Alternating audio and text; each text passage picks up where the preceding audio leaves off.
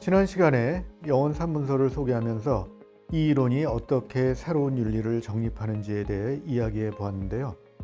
이번 시간에는 영혼 3문설에 기반한 플라톤의 사회 정치 철학을 알아보도록 하겠습니다.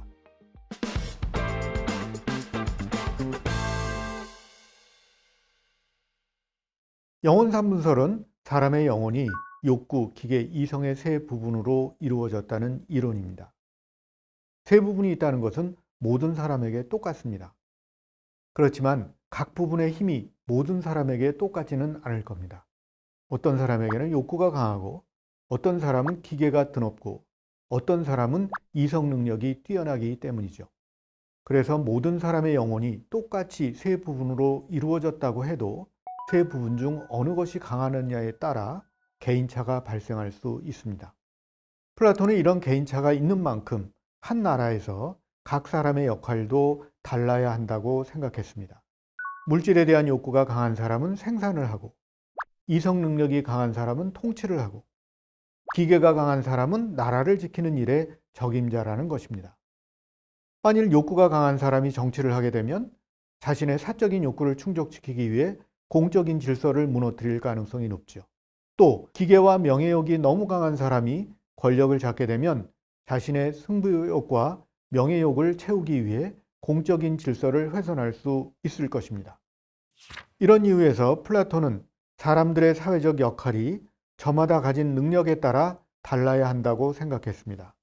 물론 이런 역할 분배는 재산이나 혈연 관계 등에 의해서가 아니라 양육과 교육 과정을 거쳐 이루어집니다. 그런 점에서 교육은 개인의 성향과 역량 차이를 확인하는 선별 과정이면서 동시에 그 차이에 따라 각자의 역량을 잘 실현할 수 있는 상태, 즉 아레테의 상태로 인도하는 과정입니다. 그 결과 나라 전체의 시민들이 저마다 자신의 일을 잘 할 수 있는 상태에 이르게 된다고 플라톤은 생각했습니다. 이런 사회적 분업과 조화의 상태가 플라톤이 상상한 이상국가, 정의로운 나라의 모습입니다. 화면 속의 그림을 통해서 플라톤의 생각이 어떤 것인지 다시 확인해 봅시다. 개인에게는 이성이 있고 기계가 있고 욕구가 있습니다. 누구에게나 똑같습니다. 하지만 욕구가 강한 사람, 욕구의 힘이 기계나 이성의 힘을 능가하는 사람들은 생산자나 상인으로서 국가의 물질적인 토대를 제공합니다. 반면에 기계가 강한 사람은 군인으로서 나라를 지키는 일 또는 나라의 치안을 유지하는 일에 복무해야 합니다. 그리고 이런 사람들보다 이성 능력이 강한 사람, 지성 능력이 뛰어난 사람은 통치자의 역할을 담당합니다. 어떻게 보면 마차의 비유가 한 개인의 삶에서 이제 국가 전체의 삶에 적용되는 것이라고 말할 수도 있을 것입니다. 이성 능력이 뛰어나고 지혜를 갖춘 사람이 마부의 역할을 담당해야 한다는 것이죠. 물론 통치자나 보조자나 생산자 모두 저마다 각자의 자리에서 주어진 역할을 잘할 수 있는 탁월함, 아레테를 갖추어야 합니다. 지혜와 용기와 절제가 그런 탁월함인데 이런 것들이 조화를 이룰 때 바로 국가의 이상적 상태, 정의가 이루어집니다. 그렇게 플라톤은 개인에게서의 정의와 국가에서의 정의를 동일한 관점에서 규정합니다. 이런 여러 가지 역할과 탁월함 가운데 중요하지 않은 것은 없습니다. 생산과 방어와 통치는 모두 한 나라가 존재하기 위한 필요 조건이니까요. 그럼에도 불구하고 플라톤은 통치자의 역할을 가장 강조합니다. 무엇을 얼마나 생산해야 할지를 알고 적과 동지를 구별해서 싸워야 할 때와 물러나야 할 때를 아는 것이 중요하기 때문입니다. 정치 영역에서 이런 암과 지혜의 중요성을 극단적으로 강조하는 것이 바로 플라톤의 철인왕 이론입니다. 철학자가 왕이 되어야 한다는 이론이지요. 이 이론은 플라톤의 당대 정치 경험에서 나온 실존적 요청이기도 합니다. 플라톤의 비유를 들면 그가 직접 겪은 정치 상황은 항해 중 혼란에 빠진 배와 같았습니다. 풍랑이 치는 바다에서 배가 항해를 하고 있습니다. 배에는 선주와 선원들과 키자비가 타고 있습니다. 선주는 덩치가 크고 힘이 세지만 항해술에 무지하고 귀와 눈이 어둡습니다. 선원들은 그런 선주를 농락하며 배의 지휘권을 놓고 다툼을 벌이는데 사륙을 서슴지 않습니다. 별자리, 바람, 물길을 아는 키잡이가 있지만 그에게는 실권이 없습니다. 이 비유에서 어리석은 선주는 대중에 영합하면서 지휘권을 놓고 다투는 선원들은 정치가들을, 조타수는 철학자를 뜻합니다. 플라톤의 철인왕 이론은 키잡이, 즉 지혜를 가진 자에게 권력을 주어야 한다는 주장입니다. 플라톤의 눈에는 누가 대중 앞에서 배의 지휘권을 놓고 다툼을 벌이는 정치가였을까요? 플라톤이 보기에는 민주정의 아테나이에서 활동한 정치가들이 그랬습니다. 하지만 그는 호메로스의 영웅들에게서도 그런 위험을 보았습니다. 그들은 변화무쌍한 경쟁에서의 승리와 명예욕에 사로잡혀 있기 때문입니다. 플라톤은 이렇게 묻습니다. 언제나 똑같은 방식으로 한결같은 상태로 있는 것을 파악할 수 있는 이들이 지혜를 사랑하는 사람, 즉 철학자들인 반면에 그건 파악하지 못하면서 잡다하고 변화무쌍한 것들 속에서 헤매는 이들은 지혜를 사랑하는 사람들이 아니니 도대체 어느 쪽이 나라의 지도자들이어야만 하겠는가? 게오르그 루카치는 호메로스의 영웅과 플라톤의 철학자를 대비하면서 이렇게 말한 적이 있습니다. 플라톤의 새로운 인간, 곧 지혜로운 자는, 즉 철학자는 행동을 낳는 인식과 본질을 포착하는 직관을 통해 단지 영웅의 껍데기를 벗겨내는 데 그치지 않고 그가 정복한 어두운 위험을 밝혀내고 그를 넘어서서 그의 모습을 바꾸어 놓는다. 소설의 이론에서 루카치가 한 말입니다. 플라톤은 영웅들의 태도와 행동에 따르는 위험을 간파했기 때문에 그들을 넘어서는 새로운 통치자의 유형을 제시합니다. 그 새로운 유형의 통치자가 바로 철학자 왕, 철인 왕인 셈입니다. 한 가지 질문이 남습니다. 사소한 것 같지만 중요한 질문일 수 있습니다. 철학자는 꼭 남자여야 할까요? 플라톤 시대의 그리스인들은 이런 질문을 상상조차 하지 못했을 것입니다. 호메로스의 상상세계에 친숙한 사람들은 여자들이 할 일은 가정을 돌보는 일이고 정치와 전쟁은 남자의 독점 영역이라고 생각했을 테니까요. 헥토르가 안드로마케에게 한 말을 기억해 보시기 바랍니다. 하지만 철인왕을 내세운 플라톤의 생각은 헥토르의 생각과 다릅니다. 그는 여자도 수호자뿐만 아니라 통치자가 될 수 있다고 생각했습니다. 국가의 가장 혁명적이고 전복적인 측면은 가부장제 사회를 떠받쳐온 성별 분업의 관념을 싹 지워버린 데 있습니다.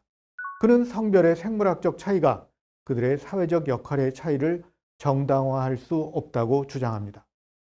성별 때문에 남자와 여자가 하는 일이 달라야 한다는 말은 대머리가 구두장이가 되면 장발은 구두장이를 해서는 안 된다는 말처럼 터무니없는 말이라고 그는 일갈합니다. 그러므로 여자와 남자를 가릴 것 없이 나라를 지키는 일에 관해서는 그 성향이 같다고 플라톤은 단호하게 잘라 말합니다. 누구나 능력이 있으면 성별과 무관하게 수호자나 통치자가 될 수 있습니다. 수호자층의 여인들에게는 옷감짜기, 아이돌 보기, 하녀 관리와 같은 집안일은 허락되지 않습니다. 하지만 그렇게 되면 문제가 생기겠죠. 여인들이 떠난 자리는 누가 채울까요? 출산과 양육 문제를 어떻게 해결해야 할까요? 플라톤의 해결책으로 수호자 집단의 가족 철폐와 처자 공유를 내놓았습니다. 일종의 집단혼과 집단 양육이 인간의 한계를 극복하고 여인들을 여신같이 만들 수 있는 조건이라고 보았던 겁니다. 플라톤의 상상은 현실화되기 매우 어려워 보입니다. 플라톤의 제자 아리스토텔레스도 정치학에서 그의 혁신안이 비현실적인 데 대해 공격을 했습니다. 하지만 플라톤에게는 그런 현실적 제약들은 오히려 사소한 것이었습니다. 그의 눈은 모든 현실적 어려움들을 넘어서 지혜의 지배, 지혜로운 자의 통치를 향해 있었으니까요. 삼각형이 존재하기 위해서는 세각의 합을 180도로 만들어야 하는 것만큼 확실하게 이상적인 나라가 존재하기 위해서는 철인왕의 통치가 필요하다고 그는 생각했던 것이지요. 이성에 의한 이성을 위한 정치가 바로 플라톤의 철인왕의 정치입니다. 정리하겠습니다. 플라톤은 다른 모든 점에서는 반호메로스적이었지만 여성 수호자에 대한 그의 생각만큼은 호메로스적이었습니다. 그가 상상한 여성 수호자의 모습에 가장 잘 부합하는 것이 호메로스의 여신들이니까요. 아마도 아테나 여신이 그 전형이 아닐까 싶습니다. 하지만 그는 신적인 조건과 인간의 조건이 근본적으로 다르다는데 적절한 주의를 기울이지 않았던 것 같습니다.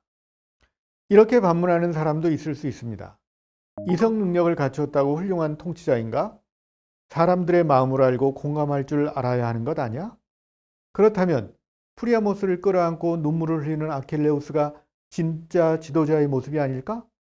적절한 반문입니다. 하지만 플라톤은 아킬레우스의 모습을 그렇게 그린 호메로스를 비판합니다.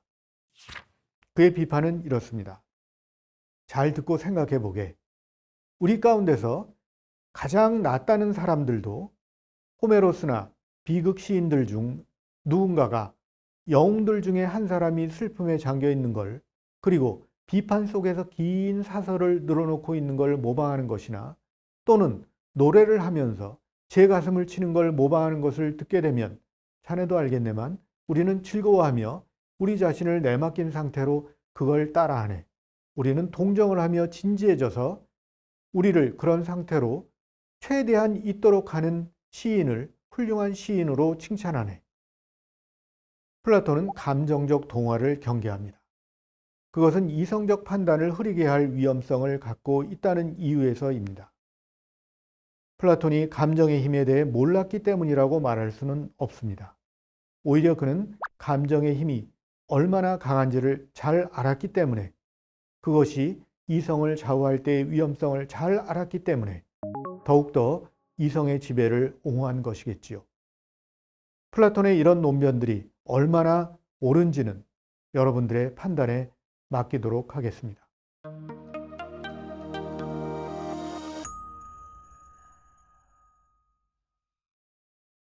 그렇기도 하고 그렇지 않기도 합니다. 수호자 계층에 속한 사람들에게는 사유재산도 일부 일처제 가족도 허락되지 않습니다. 수호자층에 속한 두 부류, 즉 통치자와 통치를 보조하는 보조자들의 경우에 그렇습니다. 하지만 생산자 계층에 속하는 사람들에게는 그런 제한이 없습니다. 그들에게는 가족과 재산이 허용된다는 이야기입니다. 다만 그런 생산자들에 대해 플라톤은 국가에서 자세히 이야기하지 않았습니다. 그의 관심은 주로 누가 통치해야 하는가, 지혜로운 자의 정치를 위한 조건은 어떤 것인가에 초점이 맞춰져 있었기 때문입니다. 그러니까 플라톤의 이상국가가 완전히 공산체제라고 말하는 것은 절반만 맞는 이야기인 것 같습니다.